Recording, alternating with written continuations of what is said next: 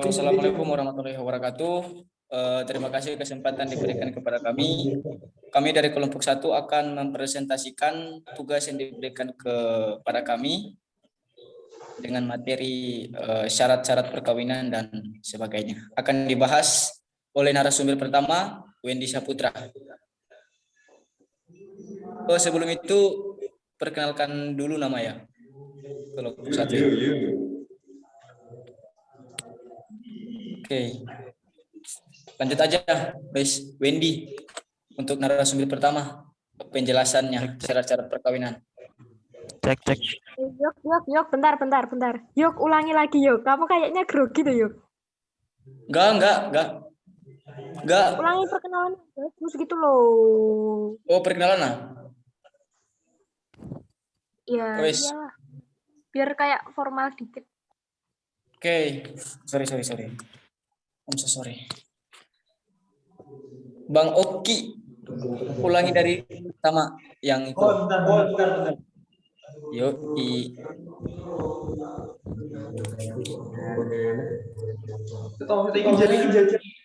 Percobaan dulu. Wesa, oke mulai yo. 1, 2, 3. Assalamualaikum warahmatullahi wabarakatuh. Terima kasih kesempatan diberikan kepada kami. Pada kesempatan kali ini kami dari kelompok 1 akan mempresentasikan tugas yang diberikan ke dosen kepada kami dengan tema perkawinan. Dalam hal ini ada nama-nama kelompok. Ada yang pertama M. Haikal Firmansyah 542, Wendy Saputra 551, Ulfaniza 55, Oki Reza Putra 564, Rima Finanda 567, dan saya Yogi Saputra 568, M. Aldan Brian 591. Dalam kesempatan kali ini narasumber pertama Wendy Saputra untuk menjelaskan materi mengenai tentang syarat-syarat perkawinan. Kepada narasumber pertama saya persilakan. Ya, terima kasih. Akan saya jelaskan soal syarat-syarat perkawinan. Di perkawinan ada 2 syarat, yaitu syarat material dan formil. Dan yang saya bahas pertama adalah syarat material. Syarat material itu yaitu syarat mengenai orang-orang yang hendak melangsungkan perkawinan, terutama mengenai persetujuan, izin, dan kewenangan untuk memberi izin. Dan di sini ada syarat material absolut atau mutlak, di mana dijelaskan tertulis batas umur minimum pria itu yang saat perkawinan itu 19 tahun, lalu untuk wanita itu 16 tahun. Dan itu tercantum di pasal 17 ayat 1 UU nomor 1 tahun 1974. Lalu yang kedua ada perkawinan harus didasarkan atas perjanjian atau persetujuan antara kedua calon mempelai. Tercantum pada pasal 6 ayat 1. Yang ketiga, untuk melangsungkan perkawinan, seorang yang belum mencapai umur 21 tahun harus mendapat izin dari kedua orang tuanya. Tercantum pada pasal 6 ayat 2. Next.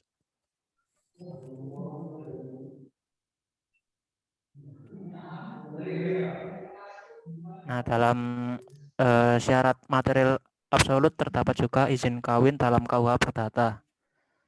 Berikut izin kawin dalam KUH Perdata pada pasal 35 sampai dengan 40 yang pada intinya membahas tentang yang pertama, untuk anak-anak yang sah yang belum berumur 21 tahun harus mendapatkan izin dari orang tua atau walinya, walaupun terdapat perbedaan pandangan antara kedua orang tuanya. Yang kedua ada untuk anak-anak luar kawin yang diakui yang belum berumur 21 tahun, pada pokoknya berlaku ketentuan-ketentuan yang sama dengan anak sah. Namun dalam hal adanya perbedaan pandangan antara kedua orang tua atau walinya, maka dapatlah hal ini dimintakan putusan kepada pengadilan negeri supaya meluruskan masalah perbedaan pendapat tersebut. Ya.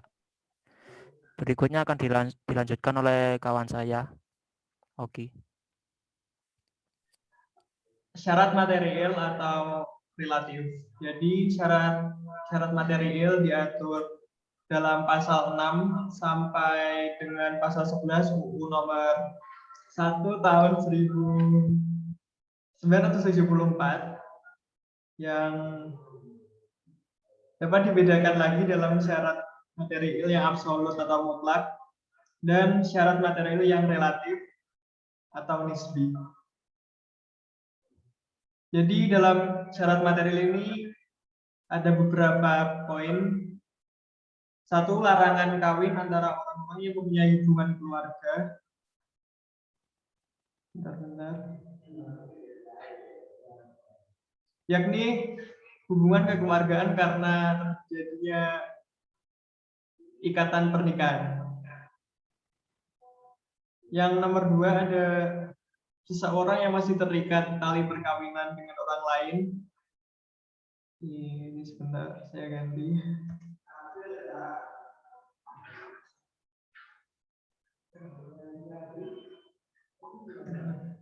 Oh, lagi. Bentar.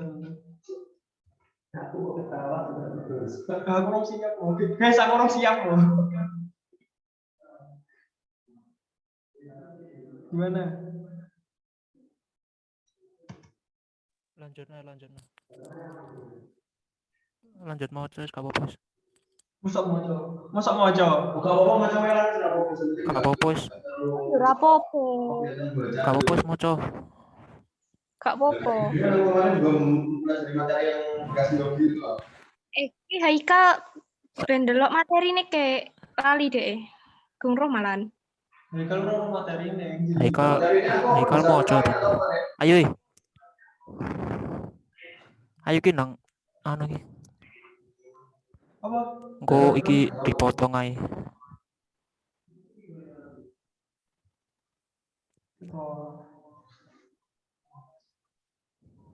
Saya oke nipu lho ya ampun. Gak apa-apa wis, langsung wis. Iku enable editing lho dhuwur lho, enable editing. Gak apa-apa wis, gak apa-apa. Apa engko tak edit Enable editing dhuwur lho. Engko diedit dipotong-potong gak apa-apa saya nang maca wis. diedit. Ojo guyu-guyu, ayo. Apa Iki nang maca iki. Baru ya? Nggonku dasar perkawinan, Kal. Nggonmu ngisore. Ngisorku berapa? Ya wes aku berarti mau beri masalah sing enggak dan bos istri ya. Ya lah, ya hak yang dari kewajiban suami itu menurut pasal 30 sampai dengan 24 buku nomor 1 tahun 1974 ini. Saya guys. Tak ada teh. Berarti ulang dari pertama ya? Enggak. Iya. Iki nanti dipotong. Dipotong bisa. Yo gak apa-apa nek dibaleni nek kok ngarep. Apa? Baleni nek yo gak apa-apa. Ah, gak ngerti aku bahasa Jawa. Saya coba. Terus no enggak apa-apa. Langsung di Enggak bisa bahasa Jawa. chat formil ya, guys. Bahasa Indonesia, Rek. Langsung aja lanjut di Tahu bahasa Jawa, Rek. langsung disambung nanti dipotong-potong sing tadi ku. Oh, jadi potong. Iki saya latihan ya, latihan.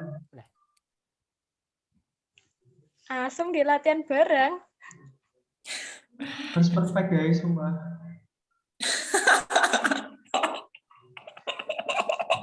Inilah Oki. Bang Oki santai. Relax.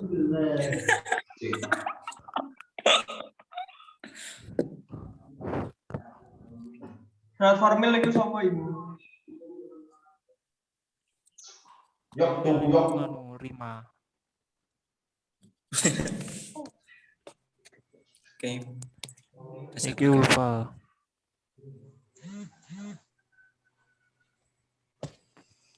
Yogi dulu rambutnya panjang. Ayo. Tiap mau membahas langsung gini. Ayo, lanjut mulai nih. Langsung disambung wis kok diketok wis gak apa-apa. Syarat formil.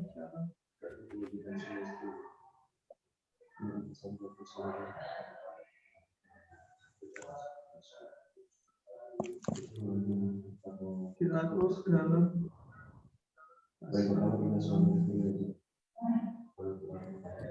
Ayo aku rendang melok kuwi lho.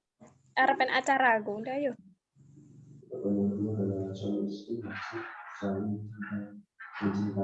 Wah, kok bahas percintaan ini, Cik, ya, Cik? Asik.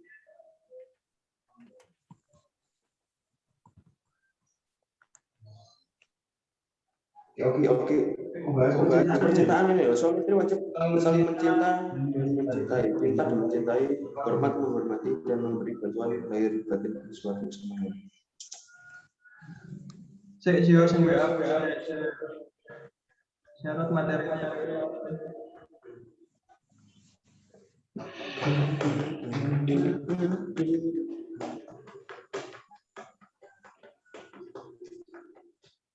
Oke. Yo, ya Allah. Masih pakai tele ya?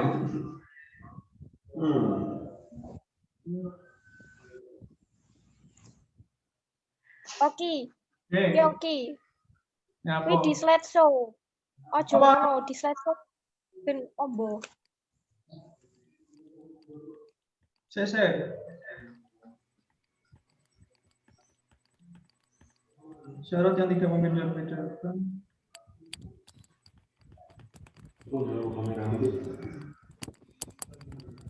Asli habis apa tuh? Dia kendaraan macam.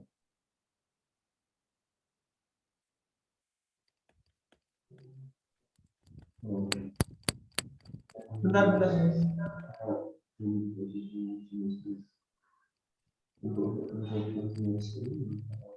Yang tidak membedakan.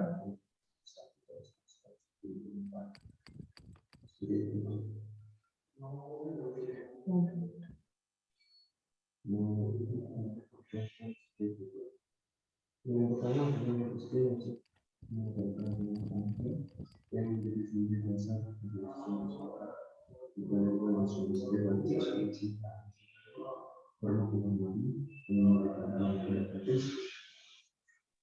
prioritas itu sebenarnya harus atau waktu sendiri berdasarkan upaya kepada suami itu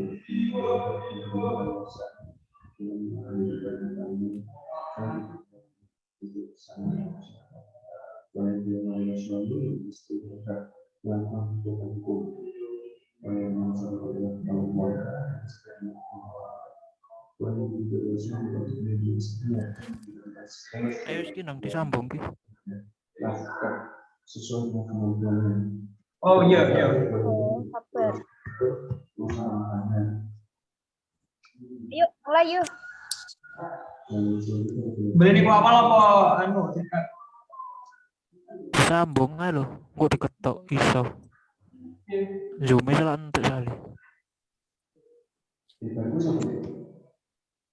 Zoom salah entek. Cawi. Ya umum.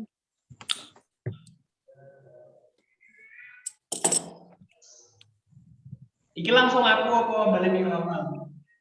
Langsung awakmu ae, Zoom salah entek sali. Sita sono notifikasi. Kurang jelas suaraku ya. Suaraku krungu gak sih?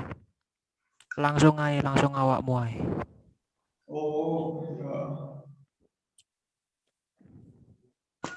Ayo, siji. Loro. Telu. Syarat material Apa sih? atau relatif atau bisa disebut dengan nisbi adalah syarat yang tidak membeda-bedakan dengan siapapun seseorang akan menikah dengan orang lain. Syarat ini diatur dalam pasal 6 sampai dengan pasal 11 UU nomor 1 tahun 1974. Dalam syarat ini terdapat poin-poin. Yang pertama, larangan kawin antara orang-orang yang mempunyai hubungan keluarga, yakni hubungan kekeluargaan karena terjadi ikatan pernikahan atau ikatan darah. Yang kedua, seseorang yang masih terikat tali perkawinan dengan orang lain, ya masih berstatus sebagai suami istri itu tidak diperbolehkan untuk menikah lagi kecuali suaminya itu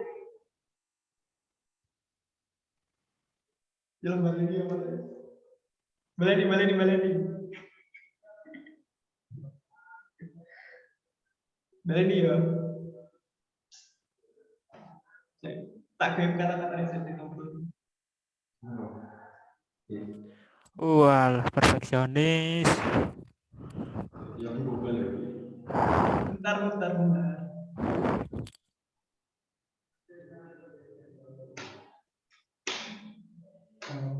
Wih, rambutmu kok sangal, Kal?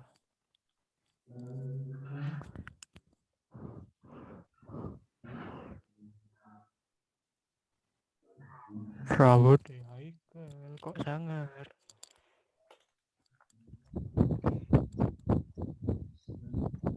Mulai ya. Yoki slideshow. Monggo. Nah, tapi kurang tak kayak transisi.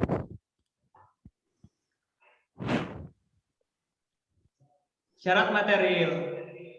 Syarat material adalah syarat yang tidak membeda-bedakan dengan siapapun seseorang akan menikah dengan orang lain. Syarat ini diatur dalam pasal 6 sampai dengan pasal 11 UU nomor 1 tahun 1974.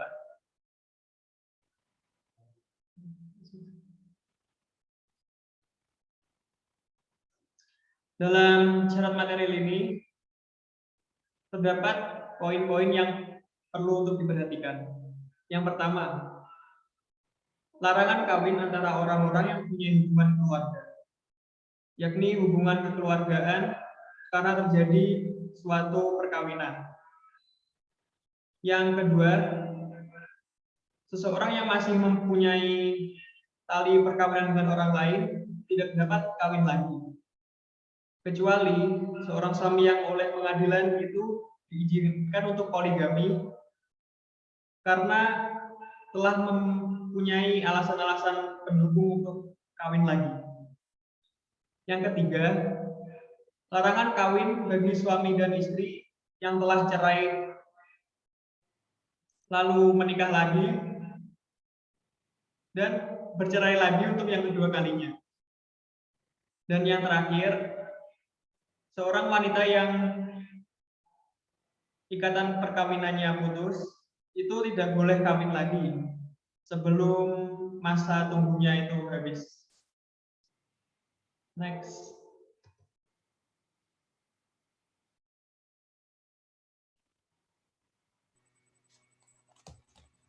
Yang kedua, syarat formil. Syarat formil terbagi menjadi 2 poin. Yang pertama, pemberitahuan akan dilangsungkannya perkawinan oleh calon mempelai, baik secara lisan maupun tertulis kepada pegawai pencatat di tempat perkawinan akan dilangsungkan, dalam jangka waktu sekurangnya 10 hari kerja sebelum perkawinan dilangsungkan. Yang kedua, pengumuman oleh pegawai pencatat dengan menempelkannya pada tempat yang disediakan di kantor pencatatan perkawinan, agar pihak yang terkait dapat menentang perkawinan jika ada undang-undang yang dilanggar. Pengumuman tersebut dilaksanakan setelah petugas pencatat meneliti syarat-syarat dan surat-surat kelengkapan yang harus dipenuhi oleh calon mempelai.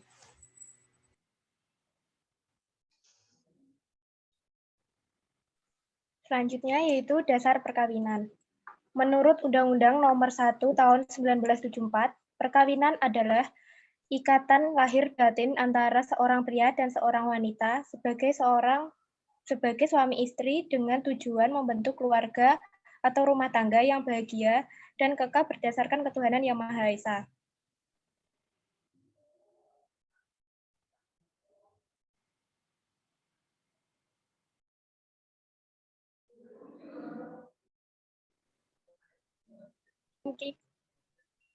Iku wis mbok pindah to slide. Enggak, wes.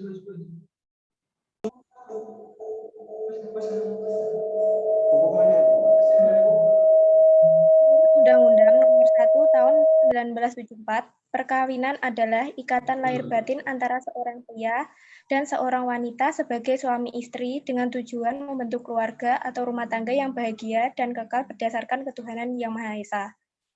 Dalam hal ini ada beberapa prinsip atau asas-asas perkawinan yang tercantum dalam undang-undang sebagai berikut. Yang pertama yaitu tujuan perkawinan. Menurut pasal 3 KHI, pernikahan bertujuan untuk mewujudkan kehidupan rumah tangga yang sakinah, mawaddah, dan warohmah. Selanjutnya yang kedua yaitu menurut hukum masing-masing agama. Kita ambil contoh menurut agama Islam. Menurut hukum Islam, suatu perkawinan adalah suatu perjanjian antara mempelai laki-laki di satu pihak dan wali di mempelai perempuan di lain pihak. Berdasarkan terjadi dengan suatu ijab dilakukan oleh wali bakal istri dan diikuti suatu qabul dari bakal suami dan disertai sekurang-kurangnya 2 orang saksi. Kemudian yang ketiga, yaitu mengandung asas monogami, yang akan terjadi apabila dikehendaki oleh yang bersangkutan, karena hukum dan agama yang bersangkutan mengizinkannya. Seorang suami dapat beristri lebih dari seorang. Namun demikian, perkawinan seorang suami dengan lebih dari seorang istri, meskipun hal itu dikehendaki oleh pihak-pihak yang bersangkutan, hanya dapat dilakukan apabila dipenuhi sebagai persyaratan tertentu dan diputuskan oleh pengadilan menurut pasal 3 dan 4 Undang-Undang Nomor 1 Tahun 1974. Selanjutnya akan dilanjutkan oleh teman saya Haikal.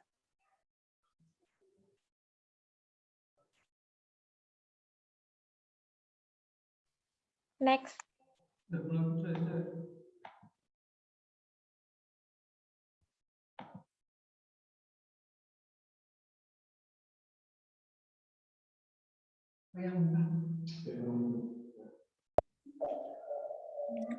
Untuk selanjutnya adalah hak dan kewajiban suami istri. Hak dan kewajiban suami istri menurut pasal 30 sampai dengan 34 Undang-Undang Nomor 1 Tahun 1974 mengandung beberapa poin seperti berikut.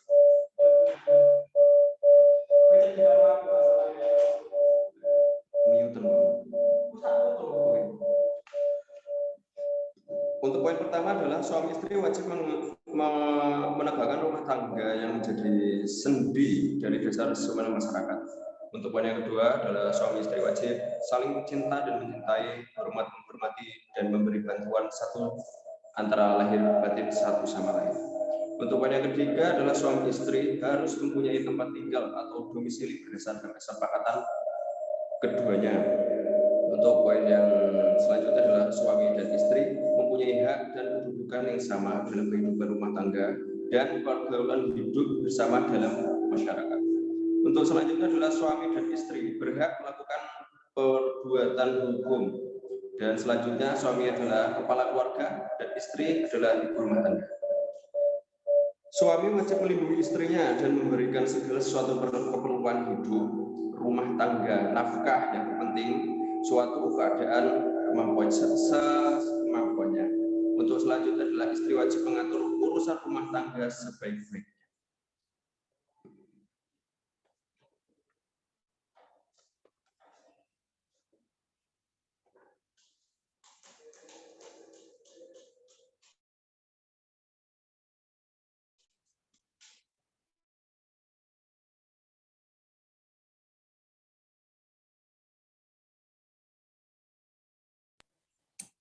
Who?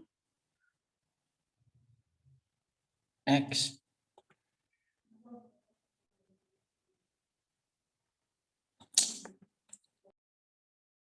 Next.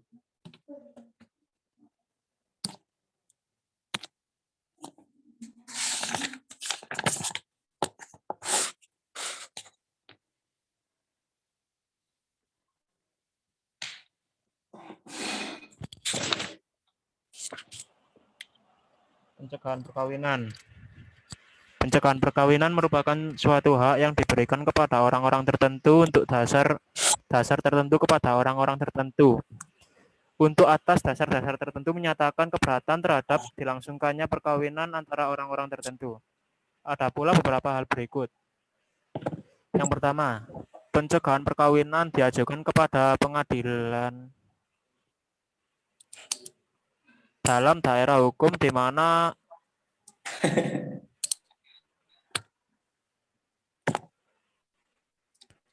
perkawinan tersebut berlangsung. Pembatalan dapat dicegah apabila tidak memenuhi syarat material, baik absolut maupun relatif. Dan yang Berdasarkan ketiga, bahwa tiap pihak-pihak perkawinan yang dapat mengajukan permohonan perkawinan antara lain keluarga, garis keturunan, saudara, wali nikah, wali, pengampu, salah satu mempelai, pihak-pihak yang berkepentingan, dan suami istri yang masih terikat dalam suatu perkawinan. Dan hal tersebut tercantum pada pasal 14 dan 15 UU nomor 1 tahun 1974. Next.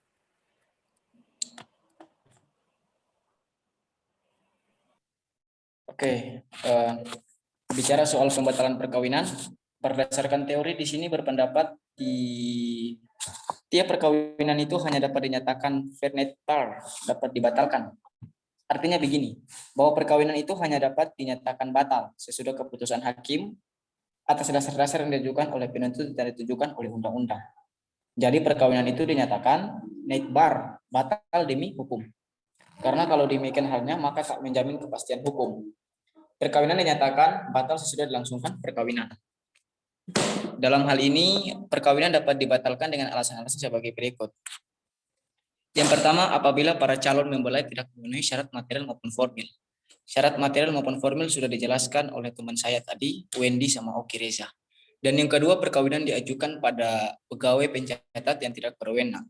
Artinya pegawai pencatat itu tidak berwenang untuk diajukan perkawinan-perkawinan yang dilakukan oleh dua orang wanita dengan laki. Poin ketiga, perkawinan dilaksanakan oleh wali nikah yang tidak sah. Dan yang keempat, perkawinan dilaksanakan tanpa dihadiri oleh sekurang-kurangnya dua orang saksi. Dalam hal ini, maknanya dua orang saksi itu merupakan hal yang paling penting di dalam perkawinan yang dapat dilaksanakan tanpa dihadiri. Poin kelima, perkawinan dilangsungkan di bawah ancaman yang melanggar hukum. Artinya kalau perkawinan itu mengancam pelanggaran hukum, artinya perkawinan itu tidak dapat berlangsung karena di bawah ancaman.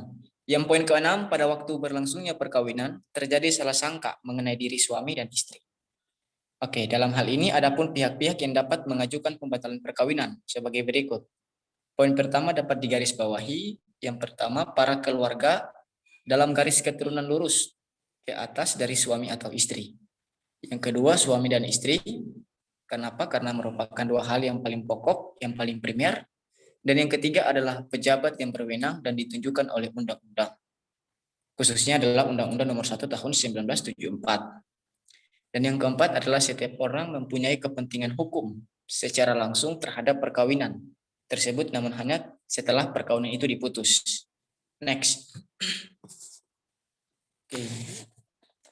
Oke, dalam hal ini sudahlah presentasi kami. Demikian, Assalamualaikum warahmatullahi wabarakatuh.